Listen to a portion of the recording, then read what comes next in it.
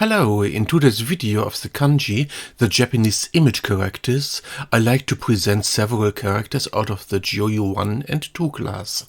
Let's get started after the intro.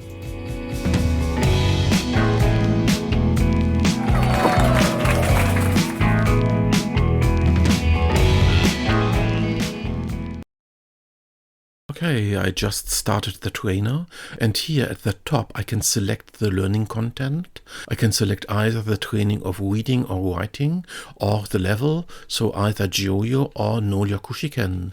I click on the button Start Trainer, and I get the first character to learn. This has the pronunciation Aka, Siki, or Shaku, and the meaning red. Here in the bottom I have a drawing area where I can draw the character with my finger, and when I am done, this explanation field pops up. It tells me that this is a combination of the character for Earth and Fire. So the character for Earth you should have already learned, and the character for Fire is typically written like this, but the component in this character is also a widely used variant of Fire. And the memory phrase is when Earth, so clay, is put under fire, the pottery becomes red. Again, the combination of earth and fire means red. The memory phrase is when earth or clay is put under fire, the pottery becomes red. Here on the left side we have the button V for vocabulary, and when I go on it I see related vocabulary. For example, here we have the word Akachan, which means baby, or here the Sekido, which means equator. I knew this kanji, and thus I can press the green button Known to get the next one. This has the pronunciation hyaku and means 100. I draw it with my finger and get this explanation. Memory phrase is that I shall tilt my head to the right, and then I can see a 1 with 2 zeros, thus 100. I knew this one as well and can continue with the next. This one has the pronunciation kumo or un and the meaning cloud. I press the yellow button to get it drawn by the app, and I get the explanation that this character for cloud is composed by the character for rain and the character for fog. The component for rain is easily recognizable when you imagine that this is a view out of a window with a cloud and the 4 short lines are drops of water. This lower part here has in Chinese the meaning of fog, or to say or to speak. In Japanese, however, this component has not the meaning fog anymore, but still we use this component as fog because it makes the memory phrases much easier. So in this character we have the components of rain and fog, and the memory phrase is both rain and fog come out of clouds. Again, both rain and fog come out of clouds. So the combination of rain and fog means cloud. Here at the left we have the radicals which are used in this character. I go on the radical for rain and see all usages of this radical.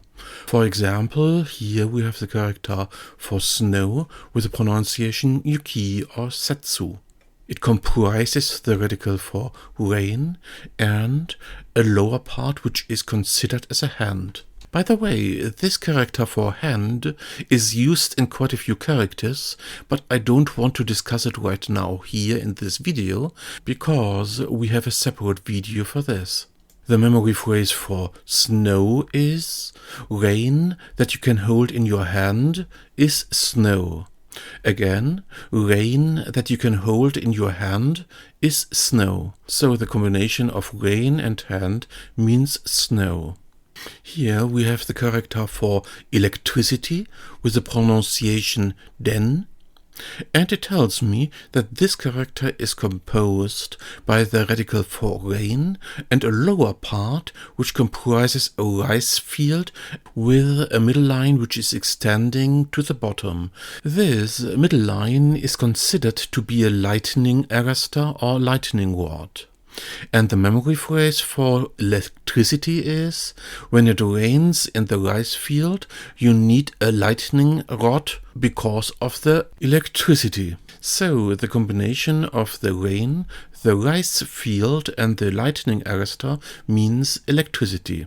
When you go down in this list, you can see that quite a few characters have this component of rain. I strongly encourage you to use this way of learning, thus by selecting a radical, because hereby you can see the similarities and differences of the different characters and come to a better learning result. Because learning is the combination of known with new information, and this radical function shall support you in that.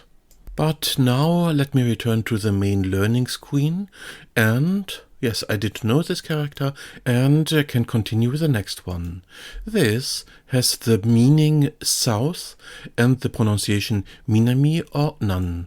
I get it drawn by the app, and the memory phrase is a little bit bizarre because it is not based on the correct etymological meaning, but on the fictional assumption that on a camping ground it is preferred, and thus more expensive, to have the entrance of your tent directed to the south. The memory phrase is, it costs 10 yen to have the entrance to the south. So in this character, the components of 10, the entrance, and the character for yen are combined to come to the meaning of south. I repeat the memory phrase, it costs 10 yen to have the entrance to the south. Okay, let's continue with the next one. This one has the pronunciation Nishi or Sei and means west. The explanation tells me that the upper horizontal line should be considered as a horizon, the vertical lines in the middle as a downward direction, and the square below as a variation of the sun. And the memory phrase is, below the horizon the sun sinks at sunset in the west. Again, below the horizon the sun sinks at sunset in the west. Let's continue with the next one. This has the pronunciation kita or hoku and means north. The explanation tells me that this should be considered as two persons which are sitting back to back, and the memory phrase is, they are sitting back to back because they feel cold in the north. So these two persons sitting back to back in combination means north. Okay, let's continue. This one has the pronunciation higashi or to and means east. The memory phrase explains me that this is composed by the character of a tree and the sun. And the memory phrase is, the sun rises behind a tree in the east. Again, the sun rises behind a tree in the east. Okay, here we have the character for friend with the pronunciation tomo or you. It's told to me that this character is composed by two variations of hand. Well, I don't want to explain too much on these variations of hand, but instead, please go here in the lower left to the radicals for those hands and discover yourself the usages of it. For memorizing the character for friend, we have the phrase, they shake hands because they are friends. So two hands in combination means friend. Okay, here we have the character for to calculate or to count, and we get the explanation that at the top we have the character for bamboo, and below a component which is actually an eye, but which is here understood as an abacus, which is a calculation board, and two hands in below. The memory phrase is, I use the bamboo abacus with both hands to calculate and count. Again, I use the bamboo abacus with both hands to calculate and count. Okay, let's continue. Here we have the character for father with the pronunciation chichi or fu. Here, the memory phrase is a free interpretation, which is not based on the correct etymological background, and it's told to me that I should consider this to be a stick and a hand. And the memory phrase is with a stick in his hand, so in brackets for punishing, is the father. With a stick in his hand, the father. Just for the fun of it, I go on the radical for father and see its usages in the different characters. Here at the top, we see some radicals which are similar to this radical for father. I can switch those radicals on and off, and now I see the usages of this radical which stands for exchange. But let me go back, and I knew this character, so let me continue. This one has the pronunciation sola or carla and the meaning sky or open or air. I get it drawn, and the explanation tells me that this character is composed by the radical for hole or cavity and the character for to work and to build. The radical for hole or cavity can be remembered with its memory phrase, it is covered and a narrowing path leads into the cave. Again, it is covered and a narrowing path leads into the cave.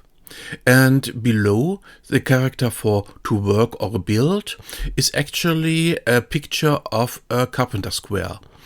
And the memory phrase for the total character for sky or open is when a hole is built, for example into the ceiling, the free sky opens. Again, when a hole is built, the free sky opens. Okay, let's continue. This one has the pronunciation kyo and means capital. It is the picture of a stone lantern, and this is the symbol for the capital. I knew that one and can continue. This one has the pronunciation kulo or koku and the meaning black. It is composed by an upper part which stands for village and a lower part which stands for fire and which is quite similar to the lower part of the character for red which we just discussed. Here, the upper part, however, should be understood as a cooking pot, and the memory phrase for black is the underside of the cooking pot on fire has been stained black. The next one has the pronunciation kai or e and the meaning picture. It is told to me that this character has on the left side the component for string or thread, and on the right side a component which means to meet. The memory phrase for to meet is the person and the two noses have a meeting. And this character for picture has been developed from an embroidered or stitched picture, and the memory phrase is threads meet in the picture. I repeat, threads meet in the picture. So an embroidered or stitched picture has many threads. Therefore, the memory phrase makes sense. Threads meet in a picture. Okay guys, I presented quite a few characters and my speed was much too high for you to understand and memorize. Therefore, please watch this video again from the beginning or get the app. The app is available for Chinese as well, and then it is called Hansi Trainer. I wish you much fun and success with learning.